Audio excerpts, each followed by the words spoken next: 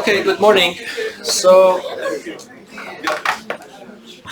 my goal today is to talk about this rule, which is exactly the new lesson, and probably I would say the most important part of this chapter. That is the chain rule. Might be, I will not start using. I want to refresh your memory a little bit, and then at least I probably will have time to start this topic, but I will spend some time on it because that's the most important property that you need to learn. And that is, we are very lucky, because if this rule was not there, probably derivative would be something completely different. Calculating derivatives could be very, very hard. But right now I want to refresh your memory what we had so far. Do you remember? We started the definition of the derivative. If I give you a function, f prime of x is the limit of f of x plus h minus f of x over h goes to 0. I also told you that this formula, even though it's a very nice formula and we can work with it, it is really messy sometimes. You have to do a lot of calculations to be able to find the derivative of different functions. And not only hard, but sometimes impossible to use this crude definition to find the derivative of a big category of functions.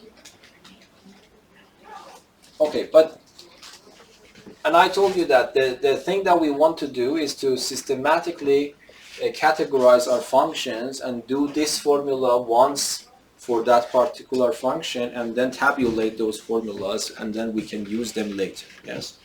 But before that, I told you that there are some general rules. Yes, for calculating the derivative. One general rule was, if I have a function and if I multiply it by a constant, and I am interested in calculating the derivative, you don't need to be worried about this constant. You just take the derivative of your function. Whatever the answer is, you just simply multiply it by c. It doesn't depend, this rule does not depend on a particular function. It doesn't depend on your choice for f. Whatever f is, if f is differentiable, then you multiply the function by constant, differentiate it. Don't worry about the constant. Just differentiate the function and multiply it by constant c. Yes? And the word differentiate is the word that I am using for the process of finding the derivative. I told you in English it's called differentiation. And then what was the second rule, do you remember? If I have the sum of two functions and I am interested to differentiate the sum, I can do it separately. I can differentiate the first one, I can differentiate the second one, and then add them. And we also had similar formula for the difference of two functions. It becomes f prime minus g prime. But I also told you that don't get this impression that if I have the product of two functions, it becomes the derivative of the first one multiplied by the derivative of the second one. That is wrong. And if you write f over g, derivative is f prime over g prime, that is also wrong. These two, you haven't studied this in Math 3C. We will study these correct rules. This one is called the product rule, and that's called the quotient rule later. Another generic rule is what we will learn probably today, and that is called the chain rule. So I will add it to this table. But so far, you have only 3 rules for any function f and g that you have. Yes? And then if you remember, we started categorizing our functions. I told you that if you have a constant function, its derivative is, this is actually, you learned it in Math 3C, I'm just repeating this. So if you have a constant function, its derivative is equal to 0. And if I have a function x to some constant, then what will happen? C goes down, and then you write x to the power of c minus 1. Yes? I also told you that there are some special cases. These you will get in the formula sheet always. So here, if c is 1, then x to the power 1 becomes x. And if it means that if I take the derivative, 1 goes down, x to the power of 0, but it becomes 1. So remember, the derivative of your variable is 1. And then I told you that this is also extremely important to separately memorize that. Even if you don't memorize it, of course, you can always get it from this formula. But it takes time. It is so ubiquitous that it is better to really memorize it. And of course, I also write something here for you, I remember. It is 1 over x. None of them is mandatory, of course. If I ask you what is the derivative of this, it becomes minus 1 over x squared. So this package that you see here are not given in the formula sheet, but you really don't need them because you can find them using this formula. For example, if I ask you calculate the derivative of square root of x, instead of the square root of x, you write it x to the power of 1/2. That is also an extremely important formula. This is in formula sheet, I'm sure. This becomes a to the power of 1 over n, but I think it is not there. If I have nth root of a to power m, this becomes a to the power of m over n. N goes in the denominator, m goes to the numerator, okay? That's also very important in this lesson. So if I ask you to differentiate it, and if you have forgotten the formula, this is in the formula sheet, so you write it in this form using this formula and then use that trick. So it becomes 1 over 2 goes down, x to the power of 1 over 2 minus 1, but then you do simplification, x to the power of minus 1/2, because 1 over 2 minus 1 is minus 1/2, and then you bring it to the denominator, so it becomes x to the power of positive 1/2, and then you can write it again in the form of a square root of x. So if you don't have this in your memory, every time that you need to do, you have to do all these steps. And I really want you to memorize them, okay? But of course, I want to give you some examples using this formula. So this is important, but that is completely a Math 3C example. So let me just give you this example.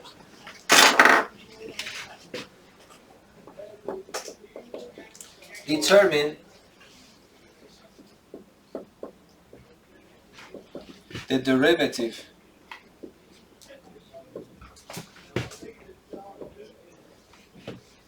of each function.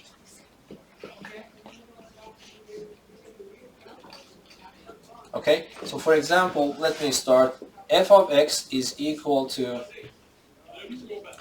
x to the 5x to the power of 3 plus 2x squared minus 2x plus square root of 2 times pi.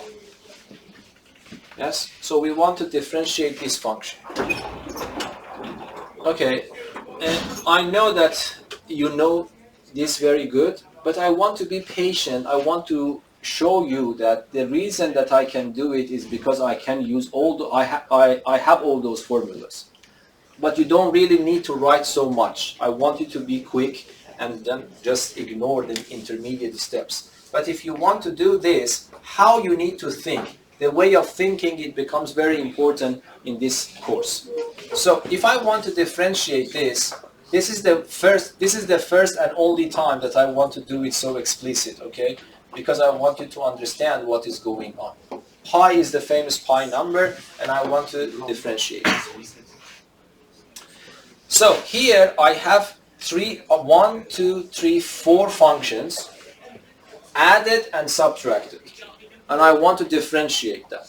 I have the rules, you see, the derivative of the sum, the derivative of the difference. So I can write it as the derivative of the first one plus the derivative of the second one minus the derivative of the third one plus the derivative of the last one. I don't expect you to write this, but I want you to think in this way, because especially for the chain rule, you have to have a systematic way of thinking, otherwise you will get confused easily. So trust me on that. So if I want to calculate the derivative, this is the way that you have to think, even though you don't write it down. The next step, so if I ask you which rules I am using here, I am using this rule and that rule so far. But now I have a constant multiplied by a function and I want to differentiate it. Now I can use this rule. Yes? So what I'm supposed to do, I will ignore 5, I just copy and paste 5 and concentrate on differentiating this part. The same thing for the next one. And the next one.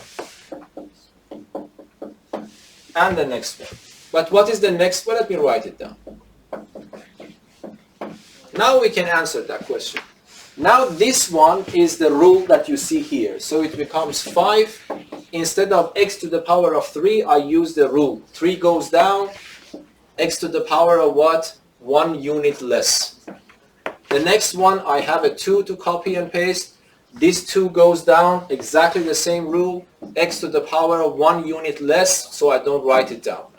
And then the derivative of x is 1, so it becomes 2 times 1. What is the derivative of the last one?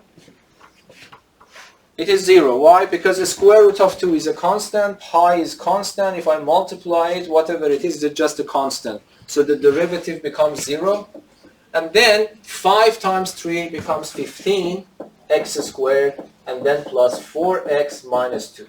I expect you, when I give you this in the test, don't write anything except the last one as the answer, because it is very simple. But it is extremely important you understand that all these rules are actually needed to go from here to that step. This I want you to understand. I don't need that you write so many things. Okay, let us do some practice for only this formula and this formula and these rules, and then immediately go to the new rule. Okay, so number 2. So let me write some for you. Okay, so then you can just do it yourself. Please do it yourself. So f of x is equal to x to the power of 2 plus 2 to the power of 2. Yeah, just try to do them yourself.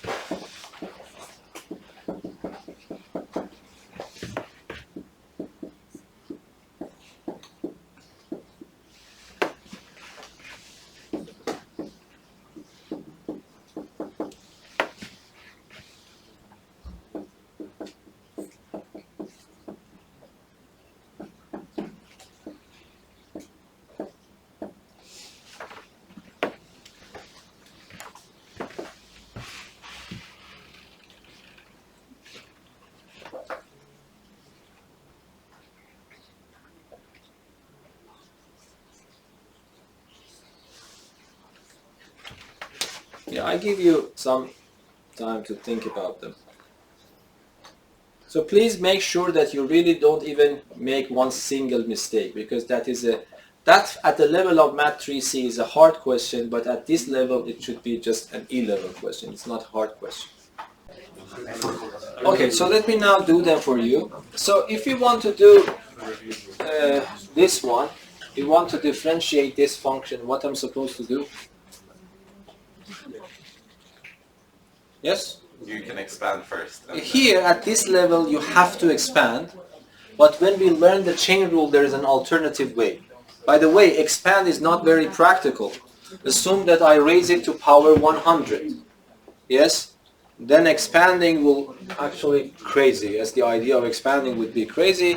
But then, is it possible to differentiate it exactly, or we have to expand? Then you will see that no, the chain rule actually will help you, that you can calculate even if it's 100 immediately. Yes? So that's what I'm telling you. Here at this level, even if I increase it to power 3, might be you are patient and multiply it 3 times, or you have the formula in your mind and you can calculate it. Yes? And now, if I raise it to a really high power, the idea of expanding in principle will work, but it is not practical. Yes? So this is why, that is one motivation that why we are very lucky to have this chain rule. Otherwise we had to deal with that. Okay, so here at this level, there is only one way for you to solve it. First of all, you have to simplify your function in a way that it becomes a combination of the functions that you have in your table. At this level, you have only 2 formulas in your table, so it means that you have to reduce the form of these functions into a form that you see in the table, and of course on top of that you have 3 generic rules. Okay, so what we do, I raise it to power 2, it becomes x to the 4, 2 times the first one times the second one. and then second one to the power of 4. And then I want you to do it immediately from now. Don't write all the details, even though you have to think in this way. So what is the answer? 4x cubed plus 8x. That is actually this one. Okay, now let us go to number 3. So for number 3, this is a product, even though I haven't put the dot here, it's a product. You don't know the correct form of the product rule yet, so you're not allowed to use any product rules. So what you have to do, you have to change it into this form, or a combination of these forms. And then these two formulas become very important. So try to memorize them, okay? So here, f of x, I have to change the form first. I would write 5x squared. And instead of the third root of x, I use the formula here. It becomes x to the power of 1/3. And then I multiply these two exponents because the bases are the same. I write the same base and I add the exponents. And I have a 5, of course, as a factor.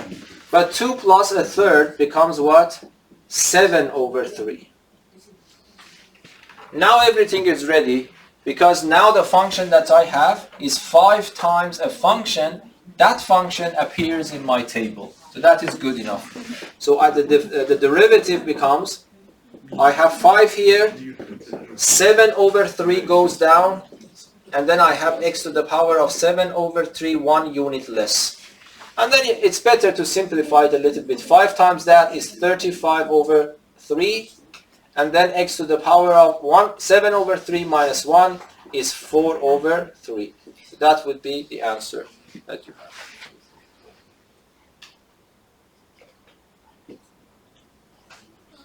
This is apparently a fraction. Of course, it is really a fraction. And then the rule, the quotient rule, we haven't studied yet. We will study it before. But remember, even if we study the quotient rule is not the efficient way to do it.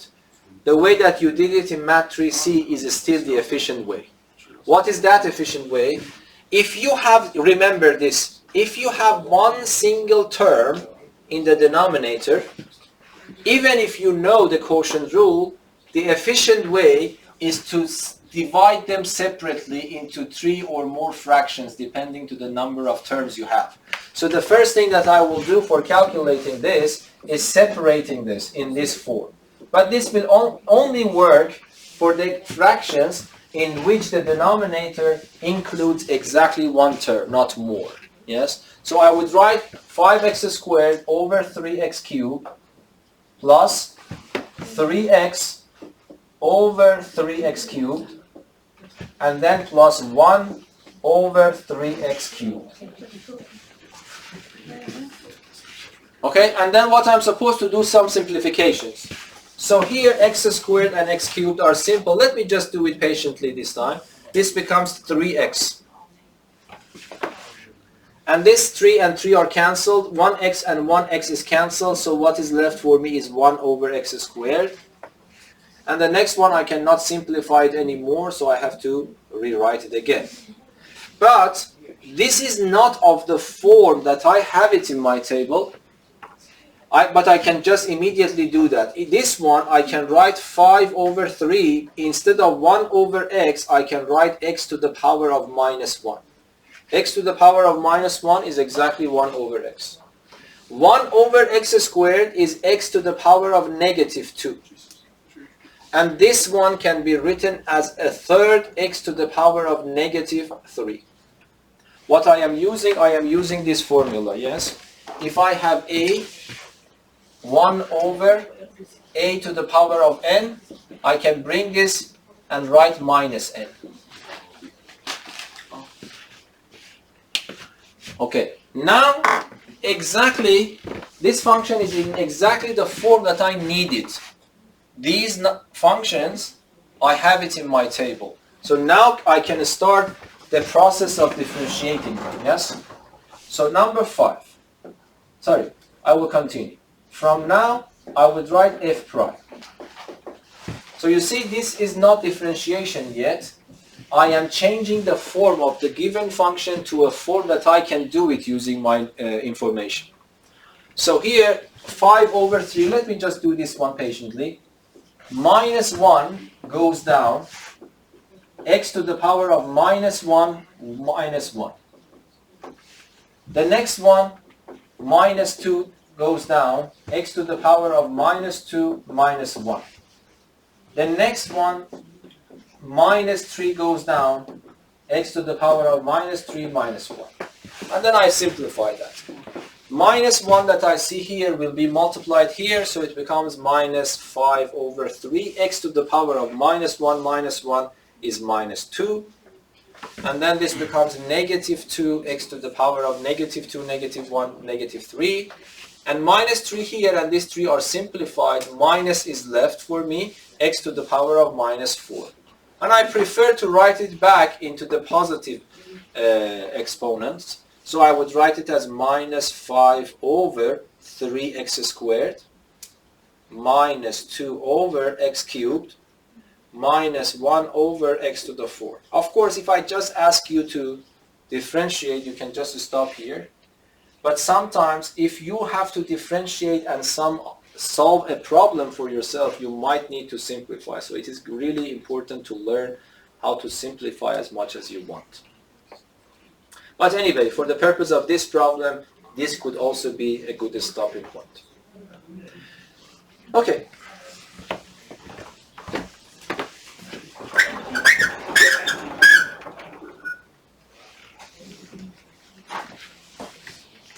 So I want to motivate you about now, by the way, let me tell you something. Don't underestimate this method. Assume that I give you this question or that question and I ask you to use the definition. It is possible in these simple cases, but it becomes extremely hard. I mean extremely lengthy. So for example, so don't think that we haven't progressed that much.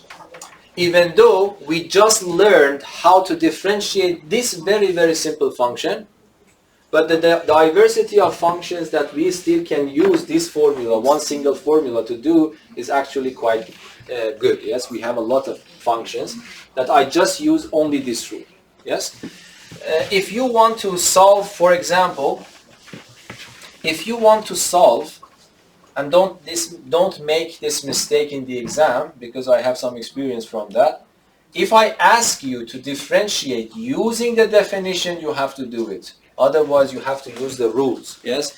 If you want to, for example, calculate the last one using this, what should I write? I should write the limit of f of x plus h. It means that wherever I see x, I have to replace it with that. Yes.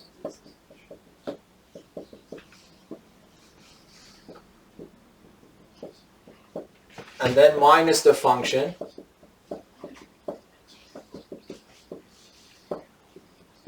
and then divided by h goes to 0. So you see, if you don't believe, you can give it a try yourself. It takes probably nearly, I don't know, it depends to your speed, probably half an hour to calculate this limit. It depends how fast you can do this. Probably you can also do it in 10 minutes. But anyway, this, I want you to feel that if I don't want to use this, even for these simple functions, using the definition is quite lengthy. So actually I would say that this is a very good step forward, because we were able to do it, and I explained it here for you, so I could do it faster if I don't want to explain it. But this is still very boring, because what you have to do, you have to take the common denominator, you have to expand this to power 2, then you multiply this here, this multiplied here, simplify, factorize, so it would be a very big mess. Okay? So I want you to appreciate that what we did is actually a very good step forward. Okay, and let me, before leaving this, I want to introduce you another notation, and that is a notation invented by Leibniz.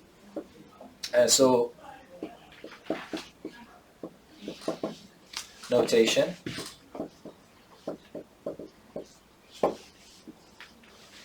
Okay, so usually we don't use it, but that is extremely important and useful to know about this. If I give you a function, y equals to f of x, there are some different symbols that you can use for the derivative. You can call it f prime of x. You can use y prime. I don't know. You can also use this symbol, derivative of f of x. That's also very good. You can also call it derivative of y. So these are the symbols that we can use. But there is also a little bit of strange notation. We can say derivative of y, dy dx. If you see this symbol, this is nothing except y prime. Okay, so this is called the Leibniz notation. So why this is good? Because if I give you this function and I ask you to differentiate it, so you immediately tell me 3x squared, yes? And there is no point to write dy dx. If I give you this function and ask you what is dy dx, you will say me again the same answer. Yes? So actually for this function there is no point for using the Leibniz notation. But sometimes if I have this function a squared x to the power of 3, okay, even though naturally we will take x to be variable, a as the constant, but there is no guarantee for that.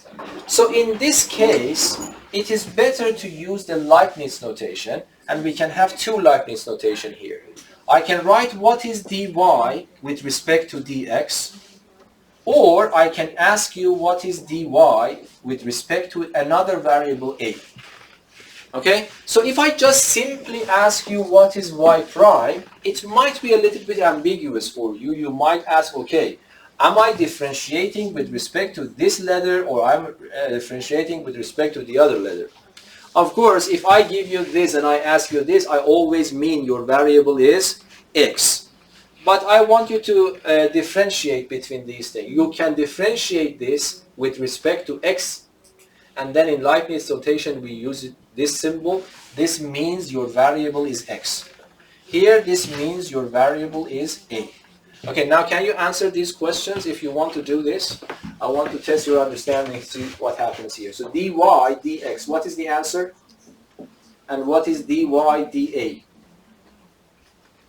I will not use this extensively, but I want you to know about it. So what is this? What is dy dx? Yes? A squared 3x squared. Yes. So it means that in this case, this emphasizes that x is variable.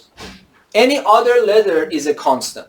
If a is a constant, a squared is also a constant. So this plays the role of a constant, for example, like 5. If I want to differentiate 5x cubed, I don't touch 5, I just differentiate x cubed. That is the same story here.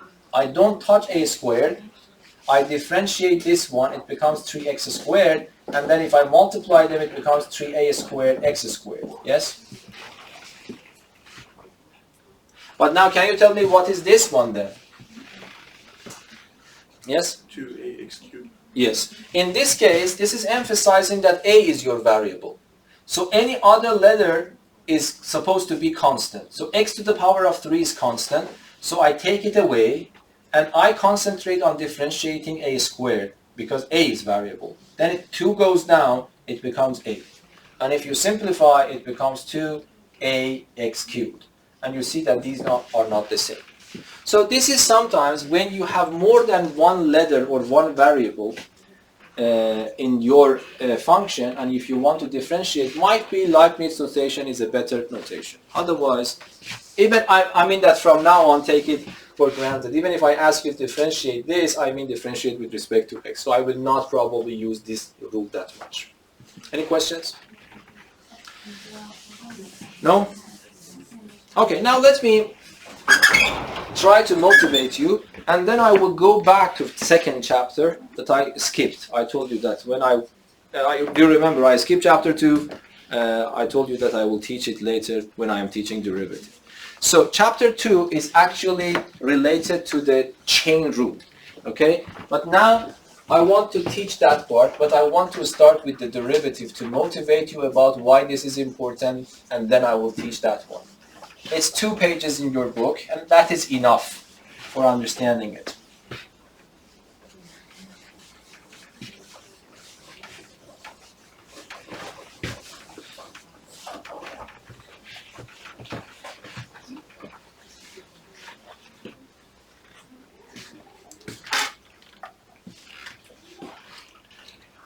Uh, so let me give you a function h of x is equal to square root of x squared plus 2.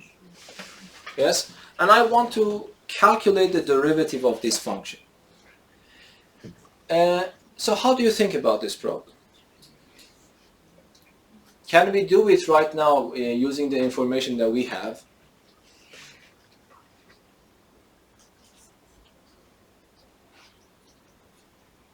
So you might think that, okay, I can write it as x squared plus 2 to the power of 1/2. Yes, that's correct, but then what? The point is that because that is not a natural number, I cannot expand it. Yes, that's 1 over 2. If it was 2, then I could expand it. And the point is that I cannot write it as the sum of two functions that I know how to differentiate. I cannot write it as a product of a constant to a function that I know how to differentiate. Yes? But there are two functions involved that I know how to differentiate them, but in a little bit of a strange way. One function is, let me call it g of x equals to x squared plus 2. Do you agree that you can do the derivative of this one? Yes, that is simple. The answer is simply 2x. Another function, let me call it f of x. And that is what? Square root of x. If I ask you, find the derivative of this, you don't have any problem at all. If I ask you the derivative of this, you can immediately answer that. But of course, this function that I am interested in somehow is related to these two functions. But can I say that h of x is equal to f of x plus g of x? No, because f of x plus g of x is square root of x plus x squared plus 2. If I ask you to differentiate this, you can. Yes? But this function is unfortunately not that function. If I subtract them, that is not working either. If I multiply them, it will not be this. Okay? So, you see, you need another operation between two functions to generate this function out of these two simpler functions. Is the idea clear? So you see that you understand somehow this function is somehow, because if I ask you what is this function squares and adds 2. This function takes square root. And if you want to find this number, if I give you x, you put it here, you first square and add 2, and then it takes square root. So the operations that you are doing are exactly the operations that are involved in these two functions. But addition, subtraction, multiplication, division of these two functions will not give me this function. There is another very important operation between two functions which is called composition.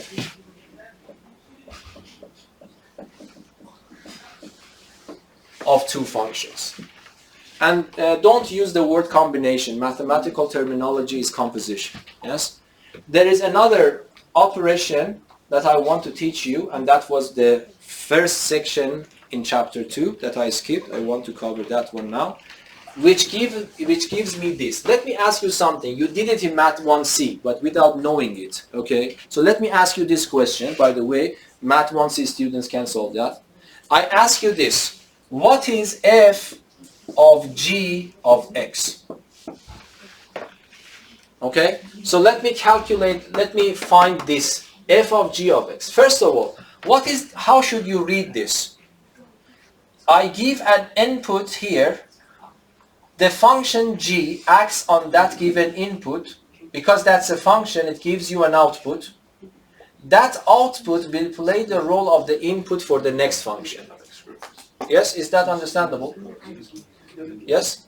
So what should I do here? This becomes equal to which function is acting first in this order that I have writing it. G acts on x, so let me copy and paste the part that is not affected. G acts on x gives you this. x squared plus 2. And now can you tell me what is f of x squared plus 2? Is square root of x squared plus 2. And that is exactly the function that I was looking for. This operation between two functions is called the composition of the composition f after g, they say, f after g. Because g acts first, f comes after that. So you see that this new operation is completely a new operation. So we had it, and we use this to find this function. Is that clear? Okay, so this is why the composition of vectors become important. And this function, for a good reason, it's called the inner function.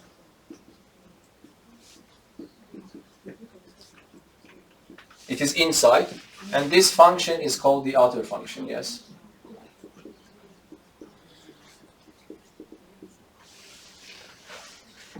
Yes, is that clear?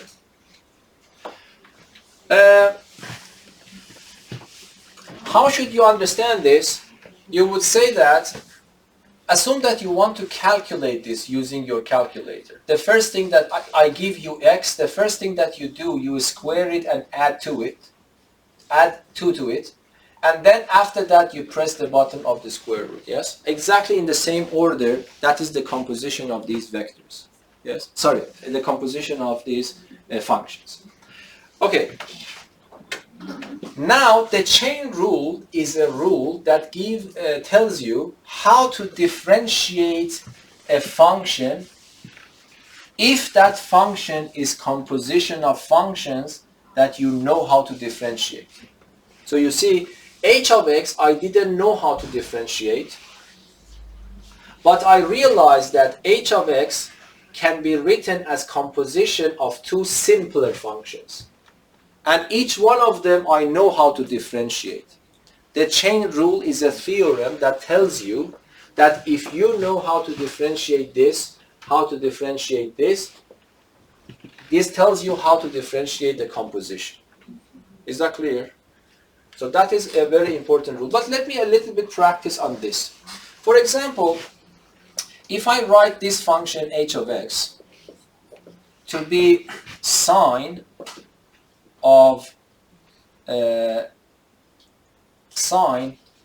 square root of x squared plus 2x, this function. Can you break it? So you see, there are some functions involved, you can feel it. Can you tell me how many functions are involved in this one single function? Yes? 3. The first one, can you tell me which one is the inner one? The inner one is the one that we do first. If I give you x and I ask you to calculate x using, for example, your calculator, which part you calculate first? X squared plus 2x. That's the first inner function. After that, what do you do? A square root of x. And after that, you take the sine function. So this function is a composition of 3 functions. Yes? So let me write them with f1, f2, and f3. The most inner function is the one that you apply first, which is this one. After you have this one, you apply which function? Can you tell me? What is f2 of x? A square root of x, thank you. And what is the third function? Sine of x, exactly. I want you to feel that. Then can you tell me what can I write for h of x? H of x is equal to the most inner function,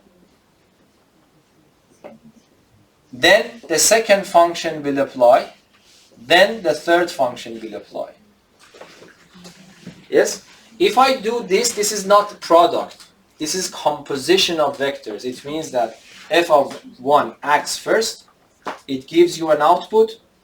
That output will play the role of the input for the second function. This gives you an output. That output will play the role of the input of the third function. I hope that you agree with me. If I calculate this using exactly what you learned in Math 1C, so that's not a complete new lesson, the name is new. So if I ask you to do this, you have to remember, you have to start with the innermost function. So you copy and paste f3 and f2, but instead of f1x, what I am supposed to do, I am supposed to write x squared plus 2x. But then f2 acts on this one. What is the role of f2? f2 takes square roots, whatever the input is. The input now is this one. f2 plays the same role. So it means that I copy and paste f3, but this part becomes a square root of x squared plus 2x. Yes? And then what is the role of f3? f3 just takes the sign from the input. Now the input is this guy, so f3 will give you sine of the second root of x squared plus 2x. And that is exactly your f of h of x. Okay? So, what is the chain rule? The chain rule tells you, if you know the derivative of this, which you do, if you know the derivative of this, which you do, and if you know the derivative of this, which we'll learn later, then you can calculate the derivative of this composition function. Yes? But I haven't talked about how, but I'm just telling you what is the content of the chain rule. And that is extremely important because most of the functions are composed functions. Yes? And that is something that you want to learn.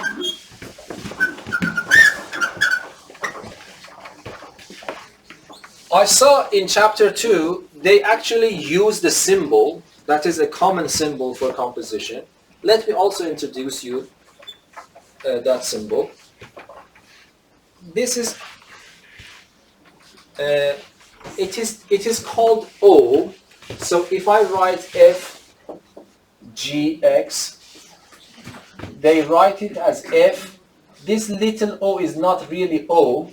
If you use LaTeX, there is a special sign for it. But let us just write O.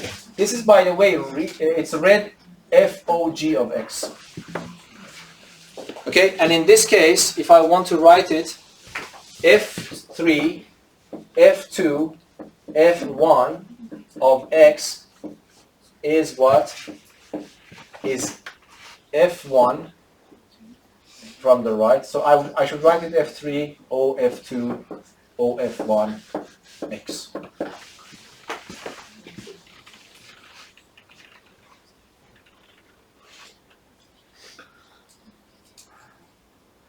So this O that we put between functions, it means that we are composing the functions. And don't get confused, even though we read mathematics from left to right, but the composition function, which one acts first? The one that comes on the right acts first, and then the next one, and then the next one. So sometimes in mathematics they call it F after G.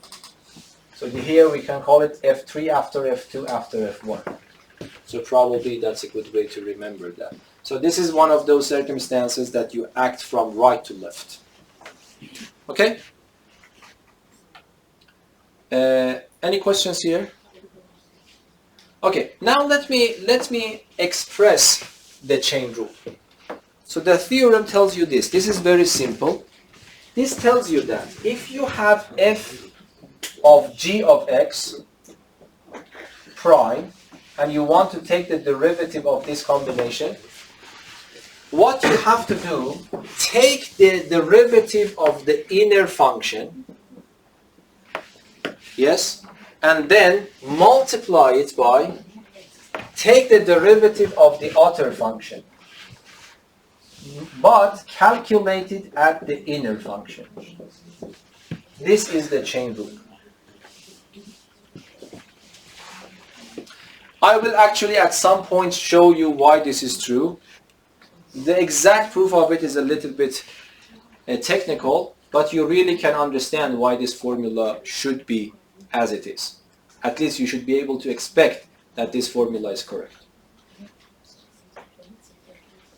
So this is the chain rule. I will come back to the chain rule later and make it more precise. But here I want to learn how to use it for the time being. of course, the correct way of expressing this is this. If g is differentiable at x, and if f is differentiable at g of x, then the composition f of g of x is differentiable at x. And this is the formula. I just want to skip the first thing, but I want you to improve your skills how to use them, because that is the most important thing. But then later I will come back and make it more formal for you. So let us try to understand this formula. Okay? Here,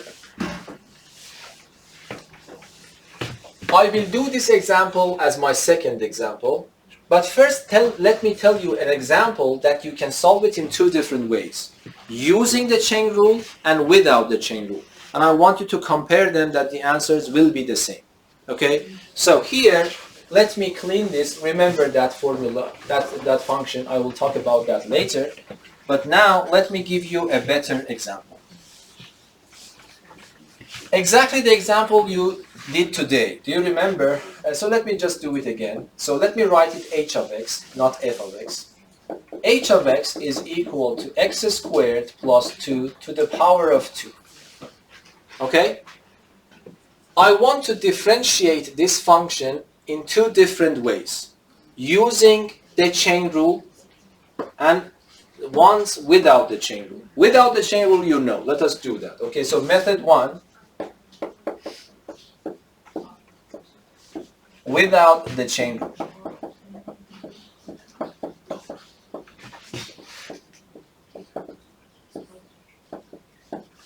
So, of course, how should I do it without the chain rule? You know. The only way that I can do it is just expand it. So I expand it to power 2, it becomes x to the 4, 2 times the first one times the second one, and the second one to the power of 2, and then I differentiate it. So it becomes 4x cubed plus 8x. Yes? So this is the derivative that I get.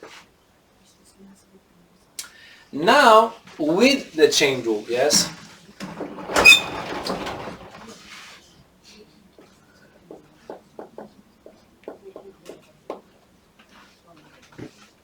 Using the chain rule.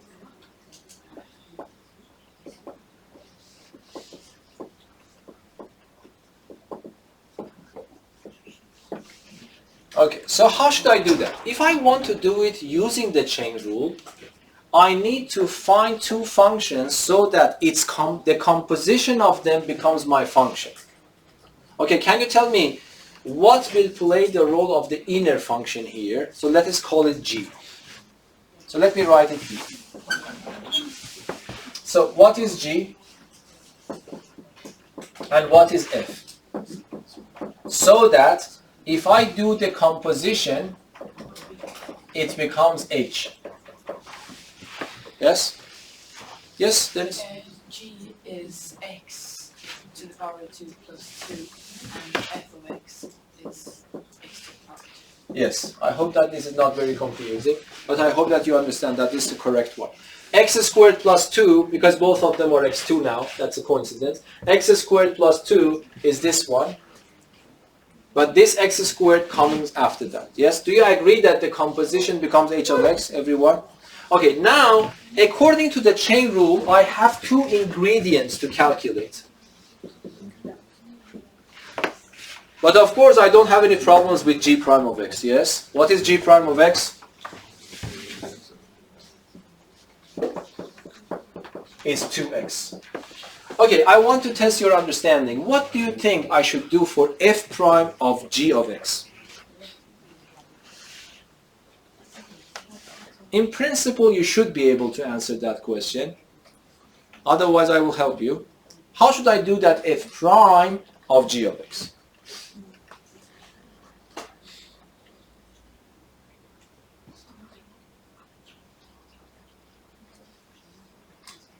Yes?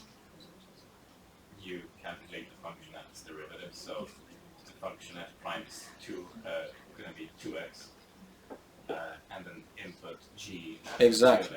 Exactly. Thank you very much. So you see, if, for example, do you remember in matrice or even I talked about this? For example, if I give you a function, I don't know, x5, and I ask you to calculate f prime of 10, what do?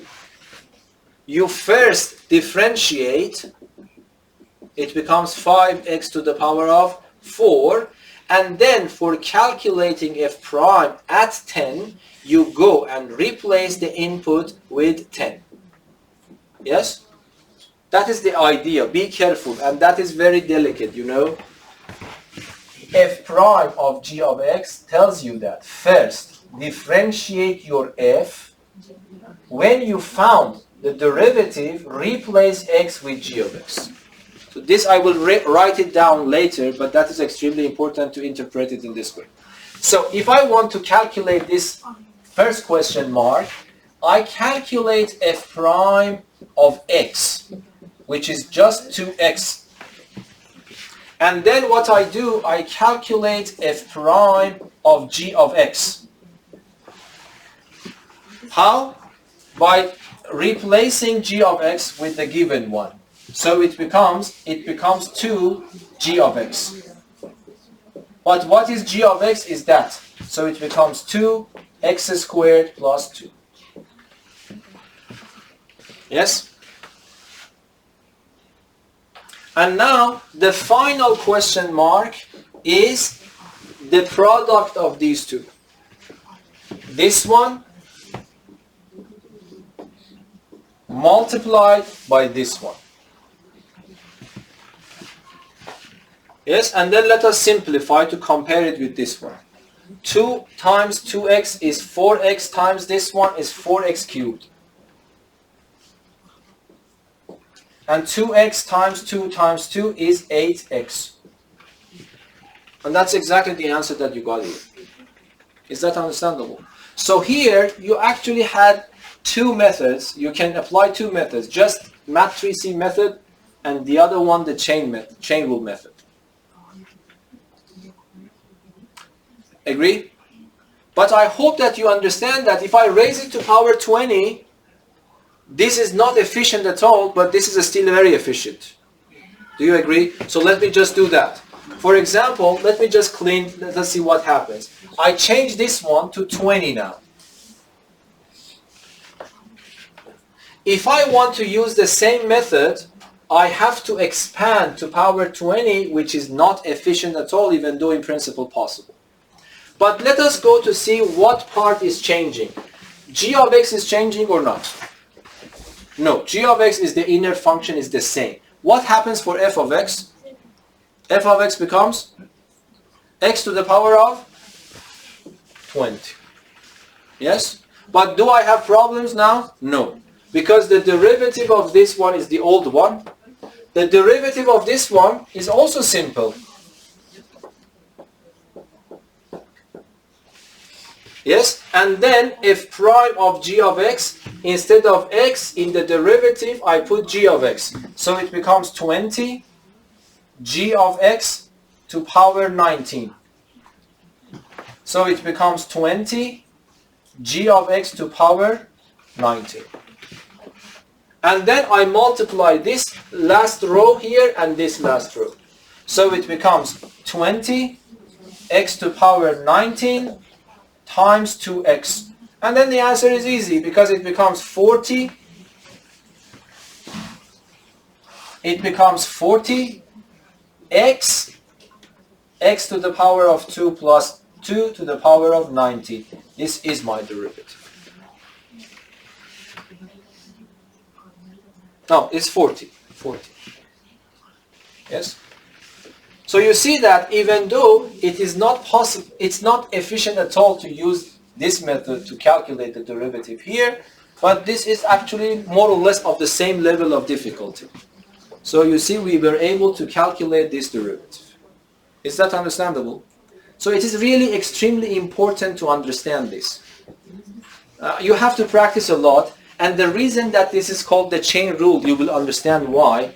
Because if a function is a little bit more complicated, if you want to differentiate it, you have to do it over and over again. Whenever you think that this is finished, another loop of the chain is coming in, you have to do it until the very last loop of the chain.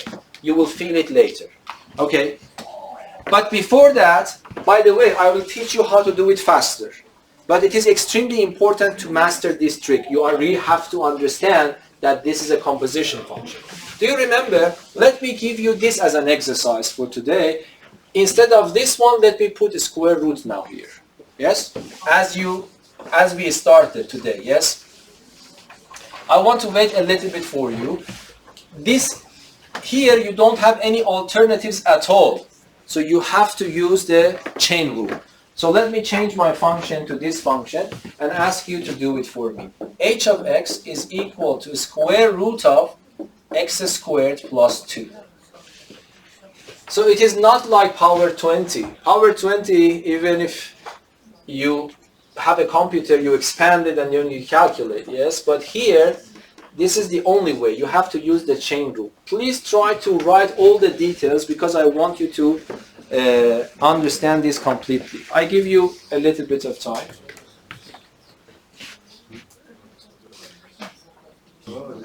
Okay, could you solve that? So what should I do? Tell me. I hope that you have a feeling that this cannot be written as a sum or a product or something. There is only one kind of operation that is useful for this, and that is the operation composition that we learned today. So then if you realize that, it is not that hard to guess the inner function, which I always call g, and the outer function, which I call it f. Okay? So what is g of x in this problem? X squared plus 2. But what is f of x? Is a square root of x. Anyone has problems here? Okay. Then the next one is to have the formula, which is one of those, the most important generic rule. Do you remember? Addition rule, subtraction rule. So that is the new rule that you have to add to. And then unfortunately this is also given in the formula sheet. Okay, so then you do this derivative as before because you need g prime of x. Is 2x. Here, be careful. For finding the first question mark, don't let this distract you.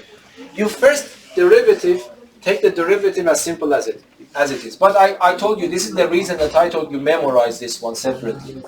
So what is this one? Do you have it in your memory? It's 1 over 2 square root of x. And then what I do, I have to go to the next step and find the first question mark. So f prime of g of x is equal to 1 over 2 square root of g of x. So I go and take x away and replace it with g of x. But g of x is this guy. So this becomes 1 over 2 square root of x squared plus 2. And then finally, the question mark is what you get here and what you get here multiplied. And I multiply this by that, it becomes 1 over 2 square root of x squared plus 2 multiplied by 2x. If you want, you can simplify this 2 and that 2. I can write it as x over x squared plus 2. Yes? Okay, let me give you another example to see how you will do this one. I will make it simple. But if you can solve this problem, it means that you really understood what I told you about the chain rule, yes? So here, let me write h of x equals to 1 over x to the power of 3 plus 3x squared. I want you to differentiate this function. This is not, so this you couldn't do in Math 3C. This is really new, even though this is not complicated, but this you couldn't do at that time. Okay, so let us test this idea using Geogebra. It's also good because if you want to do some exercises, you can design some questions for yourself. So if you go to Geogebra and you go to, so if this is not clear, you go here and choose view, and then you go to cast view. And then here you type your function. The function was, let me start with y, or let me write it h of x. I think it will work. H of x. And what was the function? It was 1 over x to the power of 3. If I'm wrong, please correct me. If to the power of 3 plus, what was that? 3x? 3x, yes? Ah, okay, so I have to put plus here and then 3x squared. Let me see if this is the English keyboard, yes. So this is my function. And then in principle, I should be able to derivative this. You see, this is the differentiation rule, this symbol. So just press on it. That would be the answer that you have gotten. I don't know, is that right or not? It's 3x squared. Ah, it is 3x squared. Okay, okay. So I punched it wrong. So this one is to the power of 2, you mean, yes? Is that right now? Okay. And then press this. Anyway, this is the answer provided by Geogebra. Did you get the same answer as well? So you see, this chain rule is a little bit confusing in the beginning, so you have to be very careful to learn it, because if you don't learn this lesson, then you will not have any probably very problems in the future. So, of course, Geogebra always gives you the simplified version, or a little bit simplified, because you can simplify it even more. Yes? Let us check. I don't know if the Geogebra will simplify that, but let us forget about this.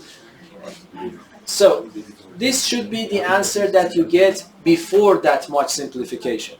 Because I see that you can factor an x out in the numerator and the denominator and can simplify that, yes? But the good point about that, because this is pedagogical, it gives you the derivative without that much simplification, because you understand which part of differentiation you have made a mistake, if you have any.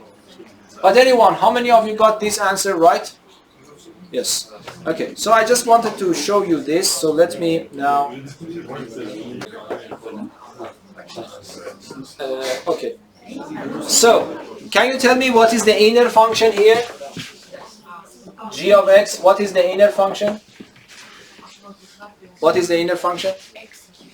X to the power of 3 plus 3x squared, agree? And then what is the outer function? 1 over x. 1 over x. Yes, if you really understand, so it means that you really understood whatever is needed, but then you need to practice so that you improve your skills. So this one is very simple. The last question mark is just take the derivative. It is 3x squared plus 6x. This one, I don't know, if you have it in your memory, use it, otherwise you have to bring it up and calculate, yes? But I have it in my memory, so what is the answer? Is minus 1 over x squared. And then the next step is to write f prime of g of x. It means that I go to my derivative, I take x away and replace it with g of x. So then it becomes minus 1 over g of x is this guy, to the power of 2. And then the final question mark is multiplying this by that. So I would prefer to write it in this form, not like Geogebra, yes? I put the minus sign here instead of distributing the minus sign here. And then I have this one. Yes? Of course, in Geogebra, you can also take this one and multiply it here and there. You will get the same answer as Geogebra provided, but this is probably a better way of writing it. So this is the derivative of this function. This function and this function, you studied just in this course. You couldn't do these two in Math 3C. These are new functions. Any questions? Yeah, we can end 10 minutes earlier so that you can have a bit more rest for the exam. Thank you.